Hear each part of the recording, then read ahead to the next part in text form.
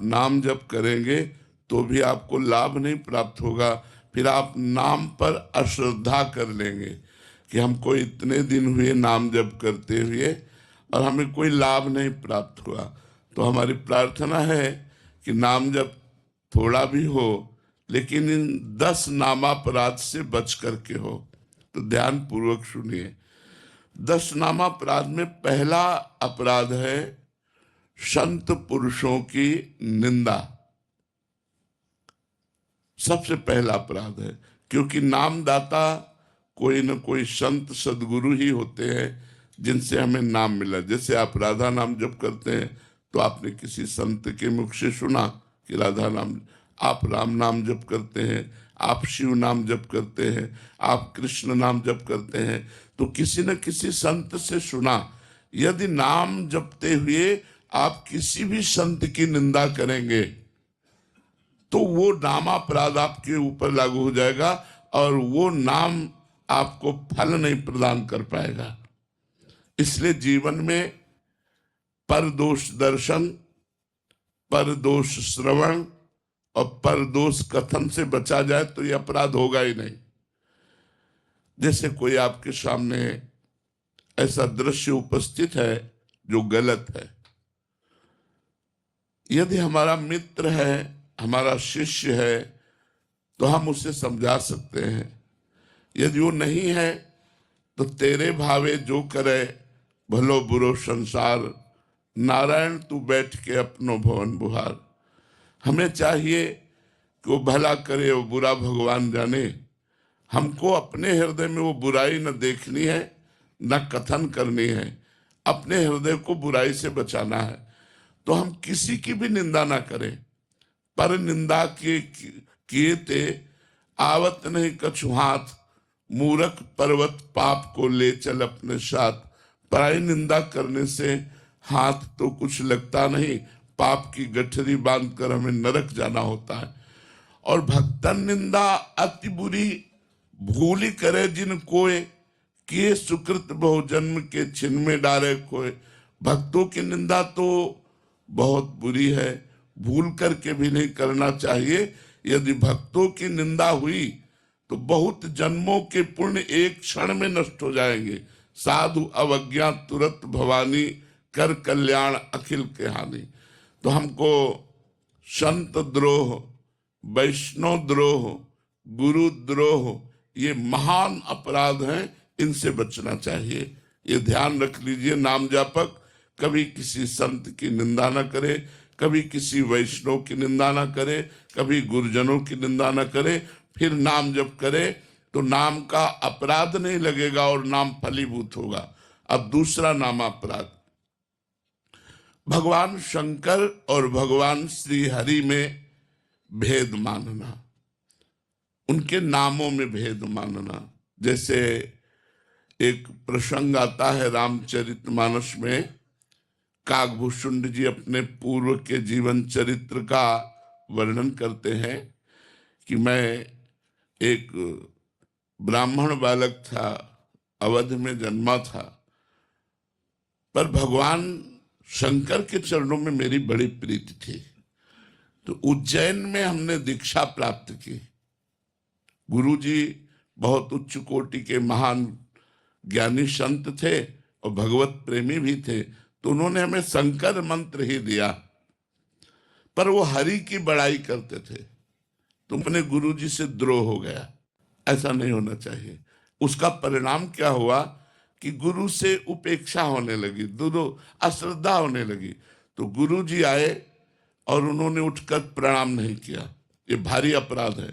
गुरु के सामने पहुंचने पर सर झुक जाना चाहिए और हो सके तो पंचांग प्रणाम करना चाहिए और हो सके तो साष्टांग प्रणाम करना चाहिए। गुरु साक्षात परब्रह्म। तो उन्होंने कि क्या गुरु जी को प्रणाम करना, उन्होंने प्रणाम नहीं किया। उसी समय भगवान शंकर असंतुष्ट हो गए। जिनका वो अनन्य था, जिनका मंत्र जप करता था, उन्होंने ही आकाशवाणी हुई कि अरे दुष्ट, अजगर के जैसा बैठा रहा, तेरे गुरुदेव पधारे और तो उठ करके प्रणाम नहीं किया। जब मैं शाप देता हूं, 1000 बार अजगर योनि को प्राप्त हो, 1000 जन्म तुझे अजगर योनि के प्राप्त हो। अब तो गुरुजी ने जब ये आकाशवाणी सुनी तो करुणा से विकल हो गए कि ये बेचारा ज्ञानी जीव कितना भारी कष्ट प्राप्त करेगा। तो नमामि शमीशान निर्वाण रूपम, इस स्तोत्र का गायन किया।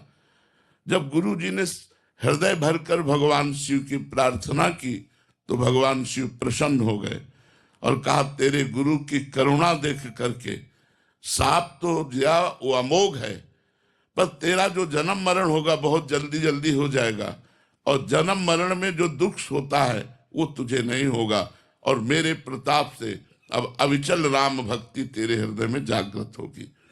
तो ये दूसरा नामापराध है, भगवान शिव और श्री हरि में भेद करना, भगवान शिव और श्री हरि के नाम में भेद करना। आजकल लोग समझते नहीं हैं। कुछ वैष्णव शैव की निंदा करते हैं, कुछ शैव वैष्णवों की निंदा करते हैं, और दोनों परमार्थ से अपने आप को खाली कर देते हैं। जो शैव होकर वैष्णवों की निंदा करेगा, जो वैष्णव होकर शैव की निंदा करेगा, वो दोनों अपने परमार्थ से भ्रष्ट हो जाएंगे। इसलिए ये दूसरा नामापराध, भगवान शिव और भगवान श्री हरि में भेद न करना, उनके नाम में भेद न करना। तीसरा, नामदाता गुरु का कभी भी किसी भी तरह से अपमान न करना। हमारा सर्वस्व गुरुदेव का है, तन मन धन प्राण सर्वस्व गुरुदेव के है। हम गुरुदेव को कभी अपमानित न करें, गुरुदेव को कभी नीचा न दिखाएं, गुरुदेव को कभी हम ऐसे अपशब्द न कहें, उनकी अवज्ञा न करें। अगर अवज्ञा करेंगे तो चाहे जितना नाम जप कर लें, हमें भगवत प्राप्ति नहीं होगी, क्योंकि मोक्ष मूलम गुरु कृपा। गुरु यदि प्रसन्न हृदय से होकर के, शिष्य के किसी आचरण से प्रसन्न होकर के, मान लो गुरु के द्वारा कोई ऐसा कार्य हो गया और आपने अपने गुरुदेव के प्रति कि ये तो मेरे प्रभु हैं, और बिल्कुल शांत रहे, तो गुरुदेव जान रहे हैं कि मैंने प्रतिकूलता की, मैंने अपराध किया, और वो हृदय से जब आशीर्वाद देंगे तो निश्चित भगवत प्राप्ति हो जाएगी। मोक्ष मूलम गुरु कृपा, मोक्ष का मूल गुरुदेव की कृपा है। एक बार श्री देवर्षि नारद जी वैकुंठ पहुंचे, थोड़ी देर भगवान के पास बैठे रहे, उठ के चले तो एक भगवत पार्षद ने वहां जल छिड़क करके ऐसे पोछा लगाया, और नारद जी तुरंत वापस आ गए भगवान से कोई बात पूछने के लिए। तो देखा जहां वो बैठे थे वहां पोछा लग रहा है। देवर्षि नारद जी ने कहा, प्रभु जहां हम बैठे थे वहां पोछा लग रहा है इसका। तो बोले, आप निगुड़ा हो, अभी गुरु नहीं बनाया, मेरे भजन के प्रताप से मेरी प्राप्ति तो हो गई, लेकिन आप अभी परम पवित्र नहीं हुए क्योंकि गुरुदेव का वरण नहीं किया। ऐसा कई प्रसंग महाभागवतों के आते हैं। देवर्षि नारद जी ने कहा, प्रभु तो आप ही बता दीजिए मैं गुरु किसको बनाऊं। तो उन्होंने कहा, कल प्रातः काल ब्रह्म मुहूर्त में जिसके पहले दर्शन हो जाए उसी को गुरु बना लेना। और भगवान ने ऐसी लीला की कि प्रातः काल बहंगी टांगे हुए उसमें पानी भरने के लिए जो कहार जाता है वही रूप धारण करके भगवान पहला दर्शन किया। उनके मन में क्षोभ हुआ, यार क्या इनको गुरु क्या। दूसरे दिन भगवान के पास पहुंचे, भगवान ने कहा, गुरु दर्शन हुए?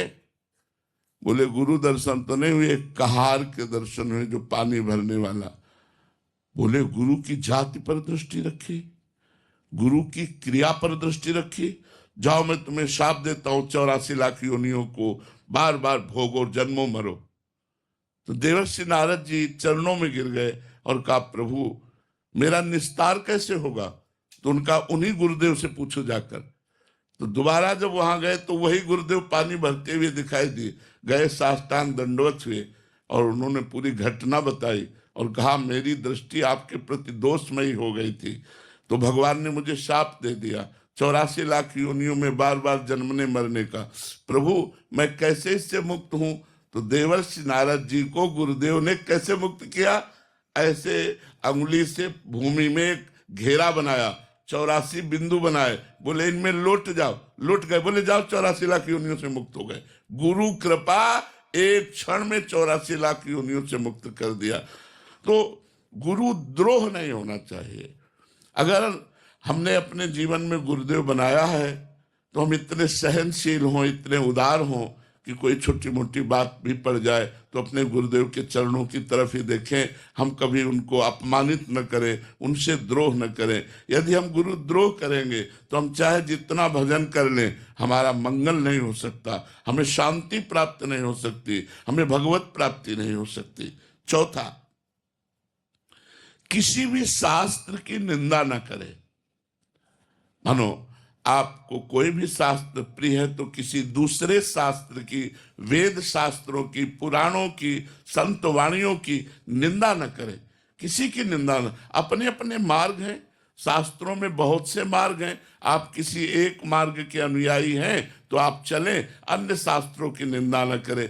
जैसे कुछ निराकार उपासना को मानने वाले पुराणों की निंदा करते हैं, कुछ वेदों की निंदा करते हैं। निंदा करेगा तो चाहे जो मंत्र जप करे कभी सिद्ध ही नहीं हो सकता। इसलिए वेद, शास्त्र, पुराण इनकी कभी निंदा न करे। पांचवा, भगवान के नामों की महिमा कही गई है तो ये कभी न सोचे कि ये तो केवल स्तुति मात्र, इतनी महिमा तो नहीं है। अगर नाम में अर्थवाद की भावना करे, अर्थवाद का मतलब होता है बड़ी ऊंची ऊंची बातें नाम की महिमा में कही गई। जैसे अपने लोग जब वर्णन करते हैं, नाम के समान कोई तीर्थ नहीं, नाम के समान कोई पुण्य नहीं, नाम के समान कोई ज्ञान नहीं, नाम के समान कोई धर्म नहीं, नाम के समान नाम ही है, नाम से बढ़कर कुछ नहीं है। अब उसे यह न समझे कि एक नाम लेने मात्र से त्रिभुवन का कल्याण हो सकता है, ऐसा वर्णन। तो ये न समझे कि यार ये स्तुति मात्र है, अर्थवाद मात्र है। ऐसा समझना नाम का पांचवा अपराध है, नामापराध है। छठा, भगवान के नाम से पापों का नाश होता है। सुना आपने, अब सुबह से पाप करना शुरू किया शाम तक, और शाम के बोले राम राम राम राम, कृष्ण कृष्ण कृष्ण, राधा राधा राधा, बोले पाप तो नष्ट ही हो जाते हैं। तो कह रहे हैं इस प्रकार से नाम के बल से पाप करने वाला वो छठे नामापराध को प्राप्त होता है, उसका पाप नष्ट नहीं होगा, वो नरक को जाएगा। नाम के बल से पाप नहीं करना। हमसे पाप हो गए तो नाम सब पापों का नाश कर देगा, पक्की बात है। लेकिन ये सोचकर कि ये मैं पाप करूंगा और शाम के नाम जप कर लूंगा तो मेरा पाप नष्ट हो जाएगा, तो नाम के बल से पाप करना ये छठा नामापराध है। सातवां, जैसा अभी वर्णन किया, नाम के समान केवल नाम है, न कोई यज्ञ है, न कोई तप है, न कोई दान है, न कोई व्रत है। एक आदमी नाम जप कर रहा है, एक आदमी यज्ञ कर रहा है, तो जो नाम जप कर रहा है वो परम पद को प्राप्त होगा। जो यज्ञ कर रहा है वो बहुत से बहुत स्वर्ग लोक को जाएगा, बहुत से बहुत तप लोक को जाएगा। जो तपस्या कर रहा है तप लोक, जो दान कर रहा है स्वर्ग लोक, जो व्रत कर रहा है वो स्वर्ग लोक, लेकिन जो नाम जप कर रहा है वो भगवान को प्राप्त होगा। देखो, जैसे अंतिम समय अपने पुत्र नारायण को पुकारा, ना कि भगवान को, नारायण, उसी समय भगवत पार्षद आ गए और अजामिल को परम पद की प्राप्ति हुई। तो कह रहे नाम के बराबर कुछ न समझना। यज्ञ, दान, तप, व्रत जितने भी हैं वो सब नाम से छोटे हैं, नाम सबसे बड़ा, यहां तक कि भगवान से भी बड़ा भगवान का नाम। तो नाम की बराबरी करना किसी से, ये सातवां नामापराध है। आठवां,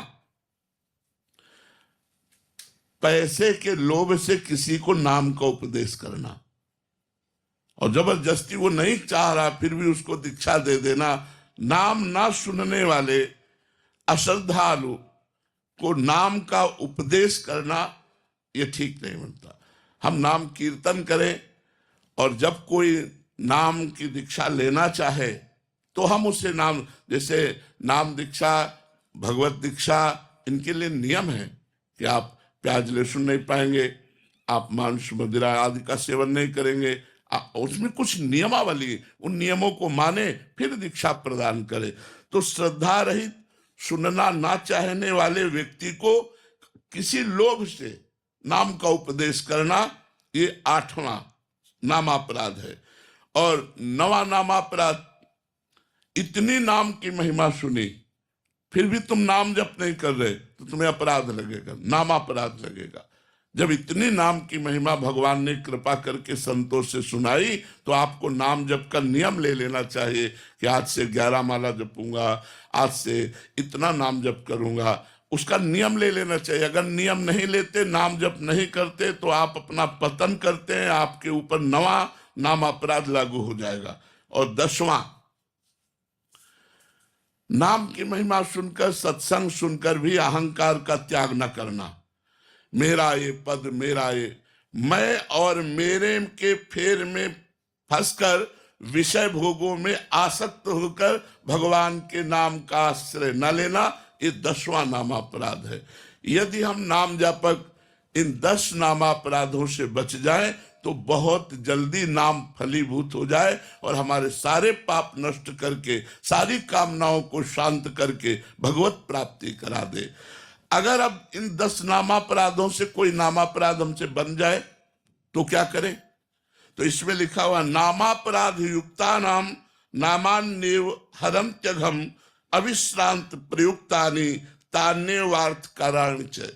अगर नामापराध बन भी जाए तो हाथ जोड़कर भगवान से प्रार्थना करे और खूब नाम कीर्तन करे, तो उससे नाम का अपराध भी जो है वो नष्ट हो जाता है कि प्रभु आगे से मैं कोई नामापराध नहीं करूंगा। तो ये 10 नामापराध आप सबके सामने वर्णन किए कि नाम जप करते हुए आपको ये लाभ लेने नहीं देंगे यदि ये 10 नामापराध होंगे, और 10 नामापराध से बचकर यदि आप नाम जप करेंगे तो आपको बहुत लाभ प्राप्त होगा।